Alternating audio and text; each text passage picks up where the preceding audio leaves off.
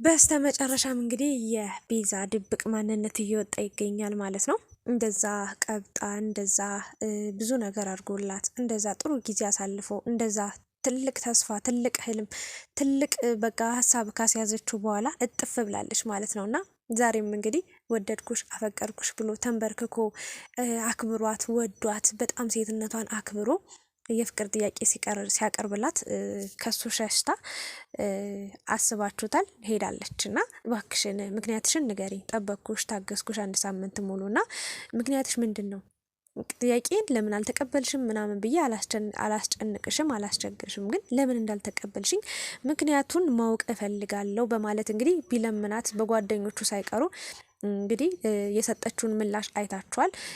በፍቅር አብሬ መሆን አልችልም፣ ግን ደግሞ አንተን አጥቼ ደግሞ መኖር አልችልም፣ ላጣህ አልፈልግም ስትል ነበር የነበረውና መልሷ ሁላችንም ግራ ያጋባ ነገር ነው። በስተመጨረሻም እንግዲህ እንደምታዩት ዛሬ ሌላ ወንድ ይዛ መጣለችና እውነታውን ለማወቅ ለአንዴና ለመጨረሻ ጊዜ እንግዲህ የእውነት መጎዳቱን በቃ ለማመን በቃ በዚህ ነገር ተስፋ ቆርጦ ለመቀመጥም በቃ ውሳኔዋን ምክንያቷን ለማወቅ እንግዲህ ለመጨረሻ ጊዜ ታግሷት እንግዲህ ቀጥሯታል ማለት ነው። ሲቀጥሯት ግን ብቻዋን አልነበረም የመጣችው። እንደምታዩት ሌላ አዲስ ሰው ነው ይዛ የመጣችውና ለምን እሱን ይዘሽ መጣሽ? እኔ ላውራሽ ብቻ ነው የፈለኩትኝ እንድንነጋገር ነው ሲላት ጓደኛዬ ነው እሱም አብሮ መስማት ይችላል በማለት እንግዲህ ደስ ማይል ድርቅ ያለ መልስ ሰጠዋለች ማለት ነው። ልጁም እንግዲህ ለቤዛ እየደገፈላት ይገኛል። አትጩባት ስታዋራት በስርዓት ምናምናም ብሎ በመሀላቸው ገብቶ እንግዲህ ብዙ ነገሮችን እያለ ነበር የሚገኘውና ታምራት ደስታ የዘፈነው ዘፈን ነበረና ልዝፈንላችሁ። ሰው ኑሮሽ እንደሌለው ለይምሰል መታየቱ ማስረዳት መንገድ ስጪ ሁሉንም በሰዓቱ ፍቅር ፍቅር ሲያሰኘኝ ትዝ ሲለይ ስሜቱ ቆይ ለምን አስፈለገ ማስመሰል መዋሸቱ ይህን ሁሉ ጊዜ የኖርኩት ራሴን ገትቼ ውስጤ እንዳይጎዳ ብዬ ነው ይሄን ፈርቼ አንቺን ሰበብ አድርጎት ጋዜው የፍቅር ስሜቴን ይኸው የፈራሁት አልቀረም ዞሮ ገባ ቤቴ ቆይ ለምን የለኝም አልሽ ቆይ ለምን የለኝም አልሽ። አያችሁ ይህን ዘፈን ነው የዘፈነው ታምራት ደስታ ነፍሱን ይማረውና ለቤዛ የሚገባት ዘፈን ነው ማለት። አንዳንድ ሴቶች በሰው ህይወት ላይ በጣም ትቀልዳላችሁ፣ ታሾፋላችሁ፣ ጊዜያዊ ደስታችሁን ጊዜያዊ ሰላማችሁን ጊዜያዊ ጥቅማችሁን ነው የምትፈልጉትና ማርክን እኔ ቤዛን ዛሬ አትቆጫት እንደዚያ የራሷ አሁን እኔ ከዚህ በኋላ ዩቲዩብ ላይ ቪዲዮ ስሰራ አንድ ነገር ልንገራችሁ።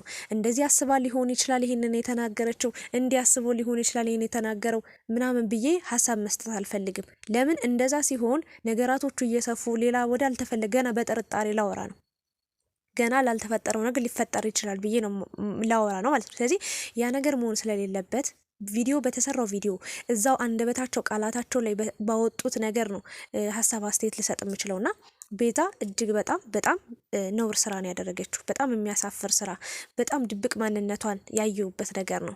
እቺ ልጅ ፕራንክ እያደረገችው ሊሆን ይችላል፣ ልትፈትነው ሊሆን ይችላል፣ ሌላ ዋትኤቨር በቃ የራሷ ምክንያት ሊኖራት ይችላል። ግን እዚህ ጋር እንደዛ አስባ ሊሆን ይችላል፣ እንዲህ አስባ ሊሆን ይችላል አለለም በጭራሽ። ለምን በማርክ በስሜቱ ላይ እየተጫወተች ስለሆነ እንዲያስባ ሊሆን ይችላል እንዲህ ያለችበት ምክንያት ብዬ ምንም ማስተባበያ የምሰጠው ጉድ የለኝም። የሚመቻችሁ ቪዲዮን እስከ መጨረሻው ማየት ትችላላችሁ። የማይመቻችሁ ውልቅ ብላችሁ ውጡ። እኔ ለሴት ልጅ ደግፋለሁ፣ አስቀድማለሁ፣ አስበልጣለሁ። ከዛ በመቀጠል ደግሞ ለእውነት አደላለሁ፣ በእውነት ፈርዳለሁ፣ ወይም ደግሞ ፍርድ እሰጣለሁ፣ ወይም ደግሞ ሀሳብ አስተያየት እሰጣለሁና በጭራሽ ማርክ እንዲጎዳ አልፈልግም። በቃ ዋናና ዋና ምክንያቴ ማርክ እንዲጎዳ አልፈልግም። ቤዛ ደግሞ እስከምትፈልገው ድረስ ተጠቅማበታለች ማለት ይቻላል። አንዳንድ ሰዎች በጣም ድንዝዝ የሆናችሁ ሰዎች ያልነቃችሁ በቃ ፋራ የሚባል አይነት ሰው አለ። እንደዚህ አይነት ሰዎች ሆናችሁ ትመጡና አብሯችሁ ያለው ሰው ሲያነቃችሁ ከዛም እዚህም ሰው ጋር ሲያስተዋውቃችሁ ምናምን ጥሩ ጊዜ ስታሳልፉ ምናምን ነገር በቃ ጥጋብ የሚወጣጠራችሁ ሰዎች አላችሁ። ቤዛን ለመንካት ፈልጌ አይደለም፣ ግን ቤዛ ምንድን ነው ያደረገችው? ከዚህ በፊት ከማርክ ጋር የማይሆን ተስፋ ሰጠችው፣ የማይሆን ህልም አስያዘችው፣ የማይሆን ፍቅርን አሳየችው፣ የማይጨርሰውን ነገር አስጀመረችው አይደል? ስለዚህ ዛሬ ላይ ሌላ ሰው ስታገኝ ሲንበረከክላት በፍቅር እንደወደቀ ስታቅ በጣም እንደሚወዳት እንደሚያፈቅራት ያለሷ ህይወት ከባድ እንደሚሆንበት ስታቅ እጥፍ ብላ ሌላ ወንድ ነው ይዛ የመጣችው። ይሄ ምን ማለት ነው?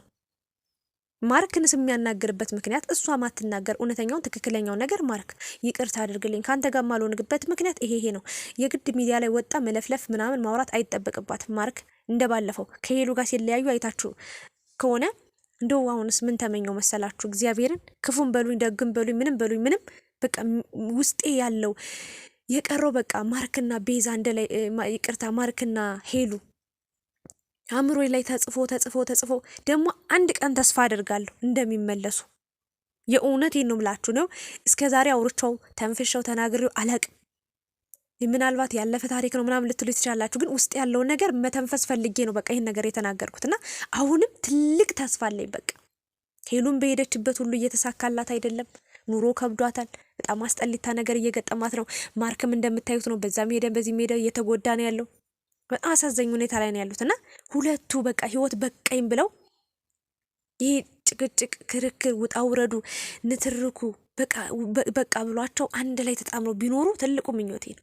እና እኔ እንጃ አላቅም፣ የራሴ ምኞትን የነገርኳችሁ እንባ የወረደ የምር ይሄን ስናገር ለምን የነበረውን ነገር ካስከፈስክ ለማቅመ ሚዲያ ላይ በቃ ይዟ ሲመጣ ሄሉ የነበራቸው ደስታ አቤት የነበራቸው ፍቅር በጣም ያስቀና ነበርና በቃ ወደ ሌላ ተመለስኩኝና ወደ ቤዛና ወደ ማርክ ስመለስላችሁ ያን እነሱ ሁለቱ ሲለያዩ በቃ የኔም ምክንያት አለኝ እሷ ምክንያት አለኝ ሳይጎዳዱ በፍቅራቸው በመለየታቸው ሁለቱም ተጎድተዋል፣ አዝነዋል፣ ተከፍተዋል። ግን ተነጋግረው ነው ይሄን ነገር ያደረጉትና ይሄን መሆን ይችላል ለማለት ነው። ቤዛውን ሚዲያ ላይ ወጥቼ መናገር አልፈልግም የምትለው ነገር ሊኖር ይችላል፣ ምክንያት ሊኖራት ይችላል። ግን ለማርክም ነግራ ምን ላይ ትችል ነበር እንጂ በዚህ ልክ ወንድ አምጥታ እንድትወጣጠር ምናምን በጣም ያስጠላል፣ ያሳፍራል። ልጁ ራሱ እንዴት ሲያደርገው እንደነበር እግዚአብሔርን ነው የምላችሁና ከህይወቱ ውጭ በቃ ከዚህ የእውነት አሁን ቢጎዳ ይሻላል። እንዲጎዳ አልፈልግም። በእርግጥ ጥሩ ሰው ስለሆንሽ ጥሩ ልብ ስላለሽ እንዲጎዳ ላትፈልጊ ትችያለሽ። ግን እንዲጎዳ የምታደርጊው አንቺ ነሽ፣ ያደረግሽውም አንቺ ነሽ። ለምን መጀመሪያውንም የማትፈልጊው ከሆነ ወይስ እንደ አባት እየተንከባከበን ሹሩሩሩ ሚጣየ ምንድነው እያለ ቁጭ ብሎ እንዲያሳድግሽ ነው የፈለግሽው እንዴ? ወይስ ወንድምሽ ሆኖ በቃ ቁጭ ብሎ ሊያይሽ ነው እንዴ? ይሄ ልጅ እኮ ስሜት አለው እኮ ወንድ ልጅ እኮ ነው። የእውነቴን ነው። ባሳየሽው ልክ ነው የቀረበሽ፣ በቀረብሽው ልክ ነው የቀረበሽ። ሌላ ምንም የተለየ ነገር ያመጣው ነገር የለምና ልጁን ባትጫወችበት ደስ ይለኛል። ምንም ሌላ ሰው ማምጣት አይጠበቅብሽ።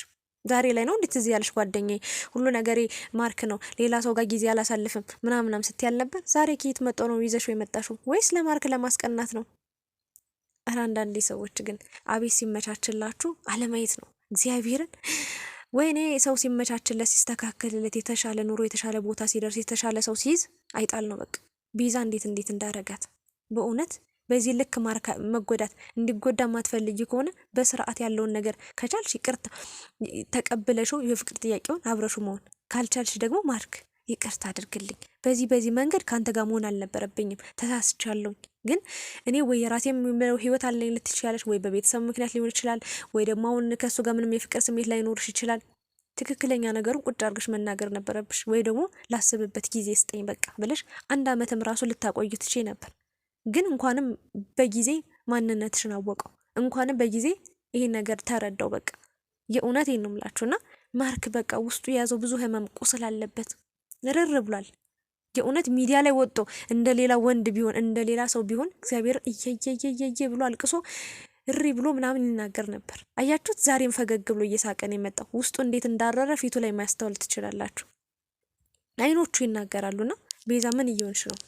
በቃ የማትፈልጊው ከሆነ ተናገሪና ከህይወቱ ውጭለት። ለነገሩ መናገር አይጠበቅብሽም። በቃ ዛሬ ባየነው ቪዲዮ ከንግግር በላይ ነው። በቃ በተግባር ነው ያሳየሽው በጣም ከሚባለው በላይ እና ልጁ ደግሞ በጣም ተጨማለቀ። ዛሬ መጡ ጭራሽ ጓደኛዋ ነኝ ምናምን ጠበቃ። እስከ ዛሬ የት ነበርክ? አንዳንድ ሰዎች እኔ አሁን ሶሻል ሚዲያ ላይ የምናየው ፍቅር ሁለት ጓደኛ ማቾች የሆነ ፍቅር ይጀምራሉ። ከዛስ ቤተሰብ ይመጣና ከየት መጣ የማይባል ቤተሰብ ከዚህ በፊት ታይቶ ተሰምቶ የትም እንዳለ የማይታወቅ ቤተሰብ ይመጣና ወይ ጓደኛ ይመጣና አንተ ከሷ ጋር መሆን አትችልም ወይ ደግሞ አንቺ ከሱ ጋር መሆን አትችልም የሚሉና ይከለክሏቸዋል። ከዛስ እኔ እኮ ግራ ገባኝ።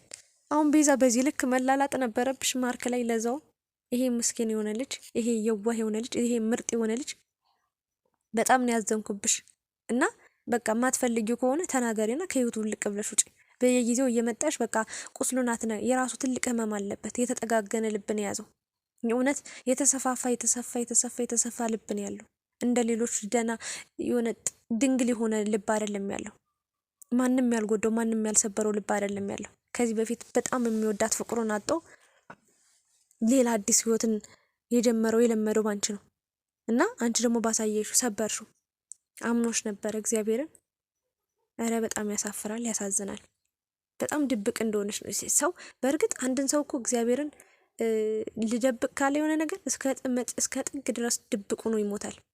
የምር ለአፈር ውስጥ እስኪ ገባ ድረስ በዛ ልክ ነው ቤዛን የተረዷት። ይሄ ሁሉ ጊዜ እንግዲህ 9 ወር ሙሉ አብረው ቪዲዮ ይሰራሉ፣ አብረው ይውላሉ። ጓደኛ ማቾች ናቸው። ምንም የሚደባበቁት ነገር የለም። ዲያሪዋን እንኳን ዲያሪ ታውቃላችሁ፣ በየቀን ውሏ የሚያጋጥማትን ነገር ከቤተሰብ ጋር በጓደኝና በውሎም እንዲሁም ከማርክ ጋር ያላቸውን ነገርም ሁሉን ነገር የጻፈችበትን ሰጠዋለች። ሁሉን ነገር ከሱ እስክታገኝ የነበረው ነገር ምናምን እሱን ያገኘችው ግን አንብበው ብላ ሰጠዋለች ያንን ዲያሪና ይሄ ማለት በህይወቴ የተደበቀ ነገር ዲያሪ ማለት በቃ የህይወታችሁ ሙሉ ነገሩን የምትነግሩት እዛ ጋር ትጽፋላችሁ። ያንን ነገር ማርክ ወስዶ አንብቦታል፣ እንዲያነባው አድርጋለች። ያ ማለት እወቀኝ እኔ ማንነቴ ይችናት ብላ ሁሉን ነገር ሰጠዋለች። አስቡት እንግዲህ ከዚህ ዲያሪ ላይ የሌለ ሌላ ህይወት ነው ይዛ የመጣችው። ወይ ፍቅረኛዬ ነው አላለችም። ምንድነው? ጓደኛዬ ነው፣ ቤስት ፍሬንዴ ነው። ትናንትና ያልነበረ ቤስት ፍሬንድ፣ ትናንትና ያልነበረ ጓደኛ። ከዛስ በእኔና ይሄ የሁለታችሁ ጉዳይ ነው። እሱን አንጠልጥለሽ አስከትለሽ መምጣቱ ምን አስፈለገ? አይበላሽ፣ አይጎርስሽ፣ አይውጥሽ ወይ ደግሞ በግድ ጥያቄን ተቀበይ ብሎ በቃ አይዝሽ አይደል? ያንቺ ውሳኔ እኮ ነው። በክብር እኮ ነው ዝቅ ብሎ በርከክ ብሎ ይጠይቅሽ። እግዚአብሔርን ክብሩን ዝቅ አድርጎ ለፍቅር ሲል በዚህ ልክ ማዋረድ ነበረብሽ? እንደውም ሌላ ህይወት እንዳለ ፍቅር በቃ ማቆሚያ እንደሌለው ፍቅር ሁሌም እንዳለ ትክክለኛ ፍቅርን አሳይተሽ ደስተኛ አድርገሹ አብረሽ መኖር ስትጂ በዚህ ልክ ወዳሹ ይሄ ምን ይባላል? የእውነት ግፍ ይሆንብሻል ቤዛ። በሄድሽበት ሁሉ ይከተልሻል እንደ ጥላ። በእውነት ነው የምላችሁ። ማርክን የሚጎዳ ሰው እኔ እግዚአብሔርን ከእግዚአብሔር ጋር የሚጣላ ሰው ነው። ምንም የማያውቅ የዋህ ምስኪን ልጅ እኮ ነው። የእውነቴን ነው። ከአንደበቱ ክፉ ቃል የማይወጣ መራር ቃል የማይናገር ልጅ ነውና ቤዛ ወደ ራስሽ ተመለሺ። እኔ አስገድጄ ተቀበዩ እሱ ስለሚወድሽ በቃ አብረሽኛ የግዴታ ምናምን ብዬ አልናገርም በጭራሽ። ምክንያቱም ዛሬ ላይ እሺ ብላው በእኛ ግፊት ከገባች በኋላ ነገውን ታበላሸዋለች፣ ህይወቱን ትሰባብረዋለች። መሆን የለበትም። ከመጣች ፈቃድ ካላት በፈቃዷ ነው አስባበት ወሰና ቀስ ብላ ተረጋግታ ነው መሆን ያለበት። ካልሆነ ግን ለአንዴና ለመጨረሻ ጊዜ ጓደኛዬ፣ አባቴ፣ አጎቴ፣ አክስቴ ምናምን ብላ መጣ መለጣጠፍ የለም። ምክንያቱም እሱ የፍቅር ስሜት እየፈላበት የተንተከተከ አስቡት። እሷ ጓደኛዬ፣ ወንድሜ፣ አጎቴ ምናምን ብላው ስትመጣ እረ ተው፣ በሰው ስሜት ላይ ትጫወቱ፣ አትቀልዱ። ስሜት እንዲቀልድ ነው እንዴ? አንቺ ያፍቅረሽው ቢሆን ኖሮ ደግሞ ታፈቅሪዋለሽ። ማርክን አለማፍቀር አትችይም። ባለፈው አየንሽ አይደል እንዴ? ዱባይ ሄዶ ለትንሽ ቀን ቆይቶ መጥቶ እንዴት እንደተንገበገብሽ፣ እንዴት ናፍቀሽው እንደነበረ የምሬን ነው። በጣም ነበር በቃ ሰፍሰፍ ብላ ስታቅፈው ስትስመው ነበር። ይህንን ነገር ነው ልናገር የምችለው እና ቢያንስ ከቻልሽ ወይ ከህይወቱ ግቢ ወይ ደግሞ ከህይወቱ ለአንዴና ለመጨረሻ ጊዜ ውልቅ ብለሽ ውጪ። የራሱን ህይወት የራሱን ኑሮ ይኑርበት። ምናልባትም እኮ እግዚአብሔር ከፈቀደ እግዚአብሔር ፈቃዱ ከሆነ የምሬን ነው ከሄሉ ጋር ሊገናኙ ይችላሉ። አይታወቅም የእግዚአብሔር ማገናኘው። በእውነት ትልቅ ተስፋ አለኝ። ቤዚዬ የምትወጁ ከሆነ ተቀበዩ። በቃ የፍቅር ጥያቄው የማትወጁ ከሆነ ወይ ደግሞ የፍቅር ስሜት ከሌለሽ ወይ ደግሞ አብረሹ እንደማትሆኝ እርግጠኛ ከሆንሽ ከህይወቱ ውልቅ በይ። ምክንያትሽን ግን ብትነግሪው ጥሩ ነው። ሁሌ ህመም ብቻ እንዳይሆንበት። ምን አድርጌ ነው ምን አጥፍቼ ነው በምን ምክንያት ነው ብሎ ሁሌ በቃ አንቺንም ራሱንም ሲወቅስ ከሚኖር በቃ ነግረሹ መሰናበት ነው ያለብሽ እንጂ ሌላ ወንድም ነው 10 ሰው ወንድ እኮ ልታመጭ ትችያለሽ። ግን ማርክን የመሰለ ምርጥ አፍቃሪ ምርጥ በቃ ቃላት አጠቃቀሙ ራሱ የህንድ ፊልም ነበር እኮ የሚመስለው። አይታችሁታል? የፍቅር ጥያቄ ሳቀርብላት ከየት ነው የተማረው ብዬ ሁሉ አሰብኩኝ። እግዚአብሔር ከሄሉ ጋር እብድ ብሎ በፍቅር ብዙ ጊዜያትን አሳልፎ ያውቃሉ። ጥሩ ቀናቶችን አሳልፎ ያውቃሉ።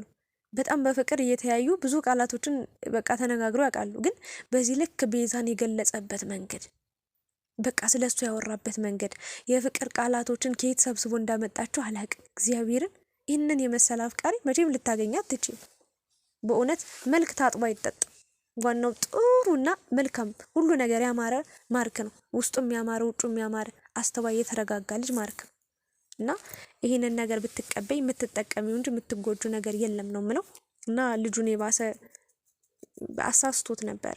ምንም ማምጣት አይጠበቅብሽም ነበር። ለማንኛውም በዚህ ሀሳብ አስተያየት ከተሳሳትኩኝ አርሙኝ። እናንተም ሀሳብ አስተያየታችሁን ጨምሩ። ቤዛ ጥፋተኛ ናት ወይስ አይደለችም? ከህይወቱ መውጣት አለባት ወይስ ደግሞ ጥያቄውን ተቀብላ አብረው መቀጠል አለባት? ይሄ ልጅ ሲምር ፍቅረኛዋ ነው ወይስ ደግሞ እንዲሁ ጓደኛዋ ነው? እስኪ ሀሳብ አስተያየት አስቀምጡ። አብራችሁ ስለነበራችሁ አመሰግናለሁ። የኔ ሀሳብ ይህንን ይመስላል። ላይክ፣ ሼር፣ ሰብስክራይብ በማድረግ አበረታቱኝ። እውነታን ነጭ ነጯን በዋለው ቪዲዮ በተሰራው በተለቀቀው ቪዲዮ እንግዲህ ሀሳብ እየሰጠን እንቀጥላለን። ሰላማችሁ ይብዛልኝ።